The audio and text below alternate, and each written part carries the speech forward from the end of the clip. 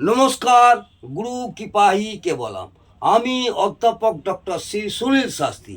আজকে একটু শিক্ষামূলক আলোচনা নিয়ে আলোচনা করছি। বইয়ের কিছু বিশিষ্ট যোগ বিচার, গ্রহের কিছু বিশিষ্ট যোগ বিচার জন্মছকে সব জাতক জাতিকা সময় ভালো বা খারাপ হয়। কারণ যেমন দিন হয় আবার রাতও হয়, ঠিক সেইভাবে গ্রহের দশাও পাল্টায়। কারণ সব গ্রহ চলাফেরা করে, সেইভাবে আমাদের জীবনের সময়ও চলে। সেইভাবে খারাপও হয় আবার ভালো হয়। এমন যোগ, তার থেকে বাঁচার জন্য উপায়ও আছে। আমি একটু আলোচনা করছি, মন দিয়ে শুনুন। যদি রবি মঙ্গলের সাথে শুক্র, যদি রবি এবং মঙ্গলের সাথে শুক্র, কেতু বা চন্দ্র হলে, তাহলে মাতা পিতা, সন্তান বা স্ত্রী 22 বছর বয়সে শরীর খারাপ হতে পারে। আরেকটি পয়েন্ট বলছি, যদি বৃহস্পতি দেবগুরু বৃহস্পতি ষষ্ঠ ঘরে হয়, তাহলে পিতাকে হাঁপানির রোগ এবং সোনা হারিয়ে যাওয়ারও যোগ থাকে। যদি কোনো জাতক জাতিকার বৃহস্পতি ষষ্ঠ ঘরে লগ্ন সাপেক্ষে ষষ্ঠ ঘরে হয়, তাহলে তার পিতার হাঁপানি রোগ হয় এবং সম্ভাবনা প্রবলভাবে থাকে এবং সোনা হারিয়ে যাওয়ারও যোগ থাকে। যদি শুক্র দৈত্যগুরু শুক্রাচার্য তৃতীয় ঘরে এবং রবি চন্দ্র বা কেতু নবম ঘরে হয়, তাহলে যে কোনো স্ত্রীর দ্বারা বিদেশ যাওয়ার যোগ হতে পারে। আবার বলি, যদি দৈত্যগুরু শুক্রাচার্য শুক্র গ্রহ তৃতীয় ঘরে এবং রবি চন্দ্র বা কেতু নবম ঘরে হয়, তাহলে যে কোনো স্ত্রীর দ্বারা বিদেশ যাওয়ার যোগ হতে পারে। আরেকটি পয়েন্ট বলছি, সপ্তম ঘরে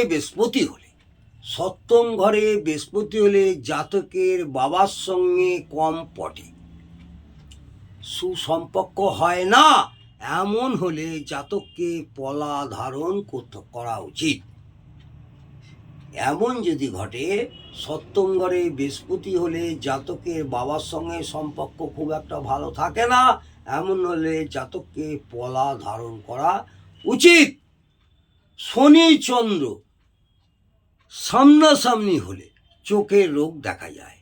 শনি চন্দ্র যদি একভাবে দৃষ্টি দেয় সামনাসামনি হলে চোখের রোগ সাধারণত হয়। যদি শুক্র গ্রহ তৃতীয় ঘরে থাকলে ঘর বাড়ি নির্মাণ করলে লাভদায়ক হয় না। কোনো জাতক জাতিকা শুক্র গ্রহ যদি তৃতীয় ঘরে, তাহলে তারা বাড়ি নির্মাণ করলে লাভদায়ক হয় না, আর্থিক সংকট আসে, বাড়ি করতে গিয়ে আর্থিক সংকট আসে।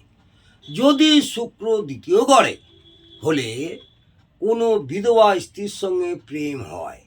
যদি কোনো জাতক জাতিকার যদি দ্বিতীয় ঘরে শুক্র থাকে, কোনো বিধবা স্ত্রীর সঙ্গে প্রেম হয়, নিজের সব বরবাদ হয়।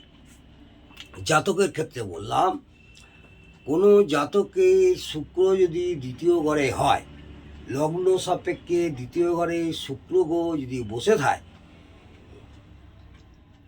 কোনো বিধবা স্ত্রী সঙ্গে প্রেম হয় এবং নিজের সব বরবাদ হয়ে যায়। সপ্তমে শুক্র থাকলে বিবাহের পর জাতকের ভাগ্য উন্নতি হয়।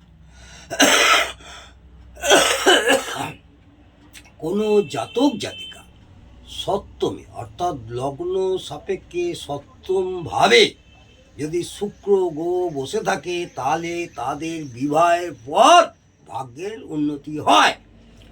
যদি শুক্র কেতু আর পঞ্চম ঘর খারাপ হলে, শুক্র কেতু আর পঞ্চম ঘর যদি খারাপ হয়, পাপ দৃষ্ট পাপ পীড়িত বা খারাপ হয়, তাহলে সন্তান উৎপত্তিতে বাধা হয়, সন্তান হওয়ার সময়ও অনেক বাধা সৃষ্টি হয়। যখন বৃহস্পতি আর শুক্র এক ঘরে থাকে, যখন বৃহস্পতি আর শুক্র, দৈত্যগুরু শুক্রাচার্য দেবগুরু বৃহস্পতি যদি এক ঘরে আসে, তাহলে বিবাহের যোগ আসে বা দৃষ্টি দেয়, বৃহস্পতি শুক্র দৃষ্টি দেয়। বিবাহের পর আবার যখন এই ঘরে আসে, তাহলে বৃহস্পতি ভালো ফল দেয়। আবার বলি, যখন বৃহস্পতি আর শুক্র এক ঘরে আসে, তাহলে বিবাহের যোগ আসে, বা বৃহস্পতি যদি শুক্রকে দৃষ্টি দেয় বা শুক্র বৃহস্পতিকে দৃষ্টি দেয়, তাহলে বিবাহের যোগ আসে। বিবাহের পর আবার যখন এই ঘরে আসে, তাহলে বৃহস্পতি ভালো ফল দেয়। যদি কর্কট লগ্ন হয় জন্মছকে, কর্কট লগ্ন হলে জন্মছকে নবমে রবি, নবমে রবি অষ্টমে বুধ, নবমে রবি অষ্টমে বুধ এবং দ্বিতীয় রাহু থাকলে জাতক প্রতিষ্ঠিত ভালো জ্যোতিষী হয়। কর্কট লগ্নের সাপেক্ষে জন্মছকে নবমে যদি রবি গ্রহ থাকে, অষ্টমে যদি বুধ থাকে এবং দ্বিতীয় রাহু থাকে, তাহলে ভালো প্রতিষ্ঠিত জ্যোতিষ হয়। সে অনেক খ্যাতি এবং ধন অর্জিত করে, জ্যোতিষী করে অনেক খ্যাতি এবং সুনাম অর্জন করে। যদি মিথুন লগ্নে কোনো জাতক জাতিকা, মিথুন লগ্নে ছক হলে বুধ যদি একাদশ ঘরে হয়, বুধ যদি একাদশ ঘরে হয় এবং রবি ও বৃহস্পতির দৃষ্টি পড়ে, তাহলে জাতক প্রত্যেক ক্ষেত্রে নাম যশ পায়, নাম যশ পায় এবং সাফল্য হয়। যদি বৃশ্চিক লগ্নে রবি প্রথম ভাবে থাকে, বৃশ্চিক লগ্নে রবি প্রথম ভাবে থাকে এবং মঙ্গল আর বুধ দ্বিতীয় ঘরে হয়, মন দিয়ে শুনুন, যদি বৃশ্চিক লগ্নে রবি গ্রহ প্রথম ভাবে থাকে এবং মঙ্গল আর বুধ দ্বিতীয় ঘরে হলে জাতকের মানসিক স্থিতি খারাপ হয়, মন একদমই খুব খারাপ অবস্থা থাকে। এই ধরনের লোকেরা পাগলও হয়ে যায়, এই ধরনের লোকরা অনেক সময় পাগলও হয়ে যায়। তৃতীয় ঘরের স্বামী 1, 3, 4, 5 ঘরে যদি থাকে, তৃতীয় ঘরের স্বামী 1, 3, 4, 5 ঘরে যদি থাকে, তাহলে প্রথম সন্তানকে কষ্ট ভোগ করতে হয়। সেই সব জাতক জাতিকাদের প্রথম সন্তানকে কষ্ট ভোগ করতে হয়। যদি জাতকের জন্মছকে কর্কট রাশি মঙ্গল দ্বাদশ ভাবে থাকে, যদি জাতকের জন্মছকে কর্কট রাশির মঙ্গল দ্বাদশ ভাবে থাকে এবং নবম ঘরে শনি নিচস্থ হলে বা দশম ঘরে শনি হলে জাতকের বাধা নির্ধন হয়ে যায় এবং সেই জাতককে অনেক কঠিন জীবনযাপনও করতে হয়। পরের পয়েন্ট বলি, যদি মীন লগ্নের জন্মছক হলে, কোনো জাতক জাতিকা যদি মীন লগ্ন হয়, মঙ্গল যদি লগ্নে থাকে, মঙ্গল যদি লগ্নে থাকে, তাহলে জটক বিচার ছাড়া বিয়ে দেবেন না বা বিয়ে করবেন না। যদি এই ধরনের জাতক বা জাতিকা জটক বিচার ছাড়া বিয়ে হলে 1 বছরের মধ্যে বিবাহ বিচ্ছেদ হওয়ার সম্ভাবনা 99% থাকে। আবার বলি, যদি মীন লগ্নের কোনো জাতক জাতিকা জন্মছকে মঙ্গল যদি লগ্নে থাকে, তাহলে জটক বিচার ছাড়া বিয়ে করবেন না বা বিয়ে দেবেন না। যদি এই ধরনের জাতকের জটক বিচার ছাড়া বিয়ে হয়, তাহলে 1 বছরের মধ্যে বিবাহ বিচ্ছেদ হওয়ার সম্ভাবনা 99%। যদি কুম্ভ লগ্নের জন্মছক হলে, লগ্নে মঙ্গল এবং শুক্র থাকলে, কুম্ভ লগ্নে জাতক জাতিকাদের জন্মছকে লগ্নে মঙ্গল এবং শুক্র থাকলে জটক অত্যাধিক প্রয়োজন বা এই ধরনের জাতককে এরা এক কামুকও হয়। জাতক তো অত্যাধিক, ভালো করে আবার শুনুন, যদি কুম্ভ লগ্নে জন্মছকে লগ্নে মঙ্গল এবং শুক্র থাকলে তাহলে জাতক অত্যাধিক কামুকও হয় এবং জাতক বিচারের প্রয়োজন। এই ধরনের জাতককে মদ ও মেয়ে ছেলে ছাড়া কিছুই বোঝে না। এই ধরনের জাতক বা জাতিকারা নেশাভানে আসক্ত হয়, ভুল লোকেদের সঙ্গে থেকে জেলও পর্যন্ত যেতে হতে পারে।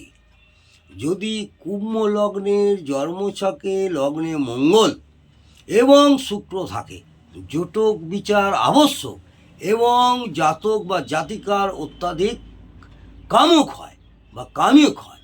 এই ধরনের জাতককে মদ ও মেয়ে ছেলে ছাড়া কিছুই তারা বোঝে না এবং নোংরা এতে আসক্ত হয়ে যায়, ভুল লোকেদের সঙ্গে থেকে জেলও পর্যন্ত হতে পারে। যদি পঞ্চম ঘরে মঙ্গল, লগ্ন সাপেক্ষে পঞ্চম ঘরে মঙ্গল, কেতু ও রবি হলে জাতকের পুত্র তা প্রতিষ্ঠা খারাপ হয়, প্রতিষ্ঠা পেতে অনেক দেরি হয় এবং প্রতিষ্ঠা পায় না, পুত্র খারাপও হয়ে যেতে পারে। যদি জাতকের জন্ম ছকে ধনু চন্দ্র এবং কর্কট রাশি বৃহস্পতির স্থিতি হলে তখন জাতক উচ্চ কোটির সান্নিধ্য হয়। যদি জাতকের জন্মছকে ধনুর সঙ্গে চন্দ্র এবং কর্কট রাশির বৃহস্পতির স্থিতি হয়, আবার বলি, যদি জাতকের জন্মছকে ধনুর সঙ্গে চন্দ্র এবং ধনুরাশির চন্দ্র এবং কর্কট রাশির বৃহস্পতির স্থিতি হয়, তখন জাতক উচ্চ কোটিপতি হওয়ার সান্নিধ্য হয়। আজ আমি আপনাদের এইটুকুনি আলোচনা করলাম বইয়ের কিছু বিশিষ্ট যোগ বিচার। যদি ভালো লাগে অবশ্যই কমেন্টে জানাতে ভুলবেন না, আর ভালো লাগলে আমাকে একটি লাইক করে উৎসাহিত করবেন। নমস্কার, জয় মা তারা। ভালো থাকুন, সুস্থ থাকুন, আনন্দে থাকুন। আমি এইভাবে আপনাদের কিছু শিক্ষামূলক আলোচনা রোজই কিছু না কিছু দিয়ে থাকবো।